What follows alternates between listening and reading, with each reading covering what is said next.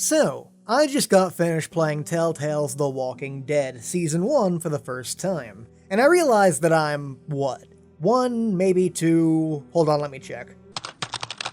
Fuck! 5 years late to this particular party? But, hey, the important thing is that I got around to it eventually, right?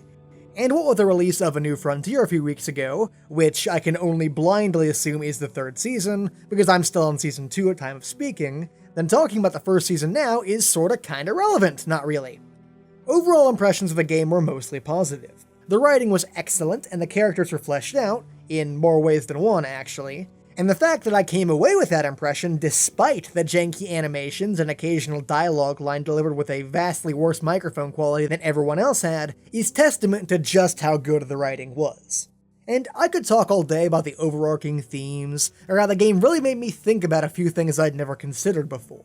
But with this video specifically, I want to examine why the entire time I was playing, there was a constant, niggling question in the back of my mind. Why is this a game? And for the record, I would really rather not have a conversation about what defines a game, or what it means to be a game in the artistic sense of the word right now, but instead, the infinitely less pretentious question of, why is it a game, and not a TV show or a movie or something? Well, in my opinion, if someone wants to take an existing idea and make a game out of it, the first question they should be asking themselves is, why do I want this to be a game? What will being a game add to the experience that wouldn't be possible were it in some other medium? So in order to figure out why The Walking Dead is a game, let's examine the various different aspects in which we as players are invited to interact with the world. First are QuickTime events, which I'm actually not as down on as you might expect. I've always thought that QuickTime events are a really shitty method of gameplay, except for one very specific circumstance: showing the character struggling to do something. For example, a zombie is attacking, and they place a QuickTime event to push it off, which means that both you, the player, and the character on screen are having to put in all their effort just to accomplish this task. Shitty QuickTime events are when the game basically gives you a list of instructions to follow to complete that scene. Press A now press B, now A again, etc. However, I'm fine with them existing in that one very specific circumstance. And thankfully, pretty much every QuickTime event in the game falls into that category, so I'm not going to decry them as being awful game design or anything. That said, however, QuickTime events are more of a connecting element than a central one. If the best that a game designer can do to warrant something being a video game is to add in the occasional QuickTime event, chances are it probably shouldn't be a video game. So what else does The Walking Dead offer in terms of interaction with the world? Well, there are some brief shooting and stealth segments, both of which feel extremely underdone. To shoot the zombies, you click their heads once, and then they die. You have infinite ammo and never have to reload, so I'd hardly call it challenging. Then the stealth is basically just, if the sides of the screen get red, duck behind cover until the red goes away, then try again. So if that was what was trying to pass for the main gameplay loop, it'd be extremely shitty. But thankfully there are a few other things. Next up are the parts reminiscent of 90s point-and-click adventure games, wherein you wander around an environment and try to solve puzzles to progress the plot. And again, I view these sections on the whole as being mostly just contrived excuses for gameplay. An impression, by the way, which isn't helped by them all being dumbed down to hell. Every single one of them is immediately obvious what you have to do the second all the pieces are in place. You need to open a door, therefore you find a screwdriver and undo the latch. You need a quarter, therefore you grab a blunt object and smash a newspaper machine until one falls out, etc., etc. And that is something you could say just comes with the territory in point-and-click adventure games, but there's usually at least a few layers of obfuscation to make those more challenging.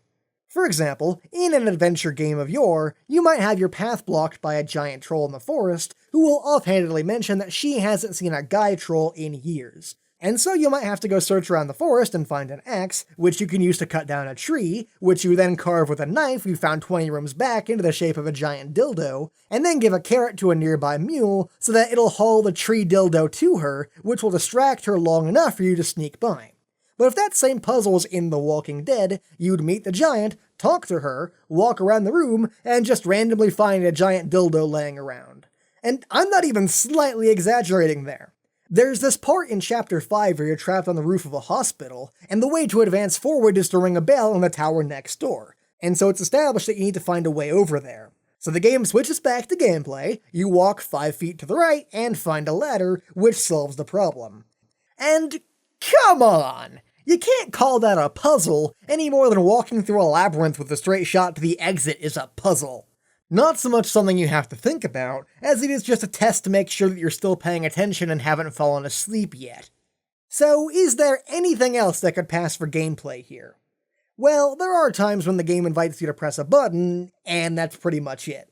For example, in this part of the game, you're sneaking up on this girl that you don't know, and Kenny suggests that Lee draws her attention to see what she's all about while he sneaks up behind her. The street's laid out like this, and I see Kenny moving this way. So my first reaction is to circle around from here, approach from that direction, and engage her in conversation. That way her back's to Kenny, and he can take the shot if shit hits the fan. But when we switch back to gameplay, and I press D on my keyboard to get Lee to move right, nothing happens. And in normal gameplay, that works fine. D will usually move him to the right. But in this instance, and a couple of others, Telltale disabled your free movement with A, S, and D. The only input that works at that moment is W to move forward. I mean, do you guys realize what that is? It's a QuickTime event, and a shitty QuickTime event just in disguise. I mean, think about it. All your controls have been locked, and to progress the game, you have to press a specific button for a set amount of time. Sure, it doesn't flash a prompt on screen and go, press W, but it might as well. And is this gameplay? Can we even call it a game at this point? It just feels so incredibly token to me. Like, we were in a cutscene a second before, and after I'm done pressing W, we'll go right back into a cutscene. So what was the point of having one cutscene end, having me press W for 5 seconds, and then going directly into the next cutscene? Why not just take out the middleman and make it all one big cutscene? Just move Lee for me. And I know exactly why. This section of gameplay wasn't added in because it would be fun for the player to do, or because it was vital that we'd be in control. They just added it in so that when people come along and ask them why this isn't just a TV show, they can point to that moment and go, look, there was a gameplay section there. Our entire game isn't just one big cutscene. It's the textbook definition of a token scene. Only there so they can say it's there. And this isn't a one-time thing. The game does it constantly. And, unfortunately, that's the lens that I ended up viewing most of the gameplay in this game through. A series of contrived roadblocks that only exist to give the player something to do. For example, what's the narrative purpose in there being zombies at this drive-in? Well, none, but we've been in a cutscene for a really long time now, so here's an excuse for some gameplay. It's like when a friend invites you over to their house, but just sits on their phone the entire time. And every once in a while you try to engage them in conversation, and you get an offhand reply before they go right back to texting again. Yeah, they're technically talking to you, but they aren't putting much effort in because there's something else they're more focused on, and it's obvious to everyone involved they'd much rather just be doing that. So, everything thus far has been pretty much a wash, but I'm conflicted about this, because I can't decide if this is just bad game design, or a curious mercy on the part of the developers. Because, yeah, the gameplay is almost universally pointless, but they're all so short and infrequent that it's hard to be mad about it. It's almost like they're tacitly admitting that the game part of this video game is vestigial as shit, and so they're going, yeah, we know you only care about the story, so here's the gameplay equivalent of a square block and square hole puzzle, so you can get back to it as fast as possible. Which makes me wonder again, why even include it? To which I imagine Telltale Games would reply, because it is a video game. To which I would then in turn reply, well, why is it a video game? And to that question, there is literally only one thing. One single reason I can think of for this being a video game, and not a movie or a TV show or whatever. The choices you make that impact the story. Whenever you start the game, it flashes up a slide saying, this game is all about choices, and you have to make decisions while playing that will impact the story. But here's the problem that every game involving branching narratives runs into.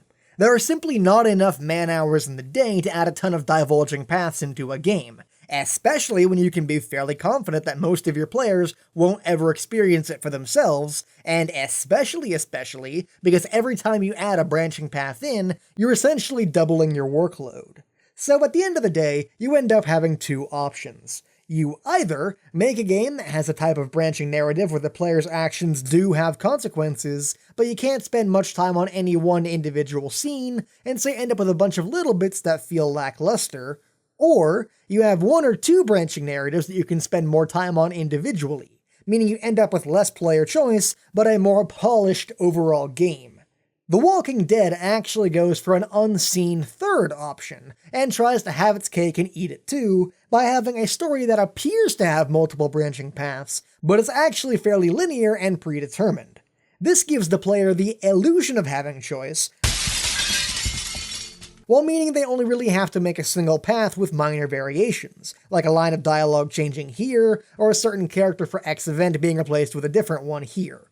For example, sure you have the option of dropping Ben off the tower and killing him that way, but if you keep him with you, he'll die 20 minutes later instead.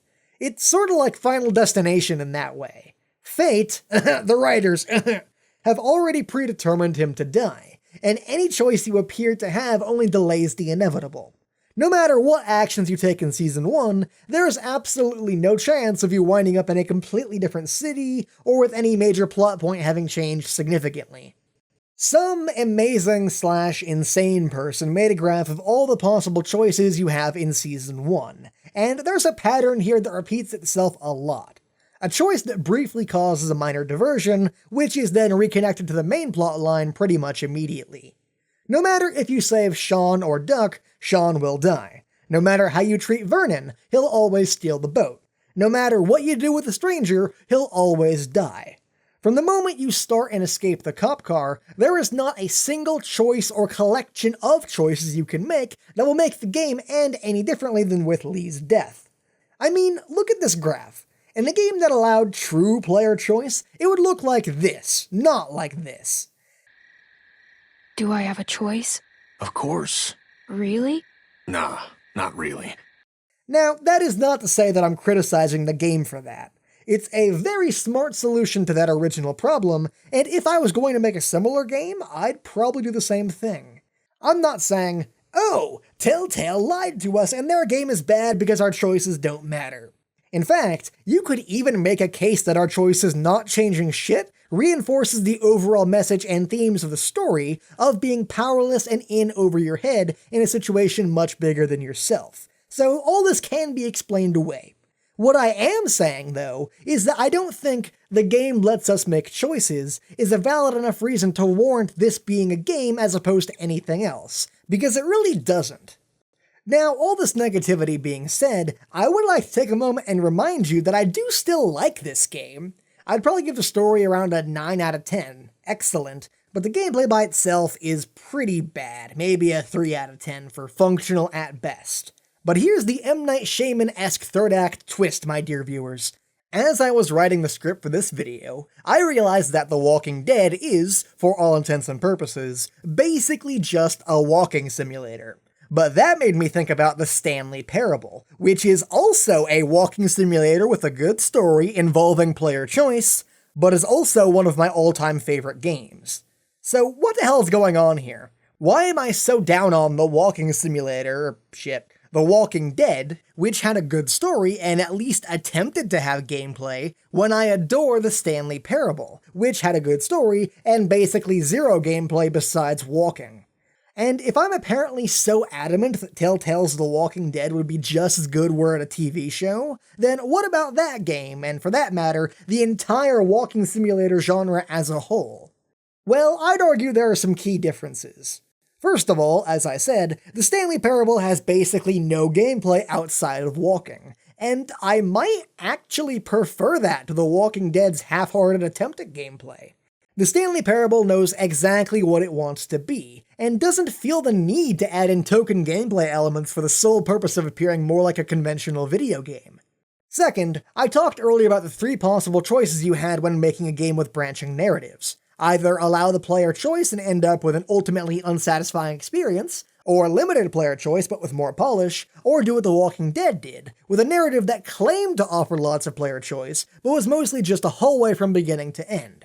The Stanley Parable, however, came up with an unmentioned fourth option, which is to have tons of branching paths for the player to choose from, but have them all be so short and have such a heavy emphasis on replaying to see all the changes that you can still polish everything to a mere shine, while also being fairly confident that the player will see most everything.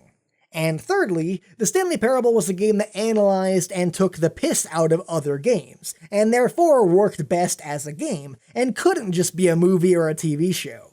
The Stanley Parable wouldn't work as it is right now in a different medium, whereas The Walking Dead most certainly would. There are many ways to make a game that's focused almost single-mindedly on its narrative. There are ways The Walking Dead could have embraced its nature as a video game to help emphasize its story, and there are games that perfectly blend the two. But The Walking Dead Season 1 doesn't do any of that, and suffers for it. Every time it tries to be a video game, it just makes itself worse. And as it is, it feels like it not only could have been in a different medium altogether, but it would probably be better off that way. Special thanks to Isaiah Christou, Aaron Graff, Sawsbucky, Krista, Forgotten Paladin, Ludwig, Majerline, and an account I made to donate to myself to pretend that I have more fans, for making this video possible.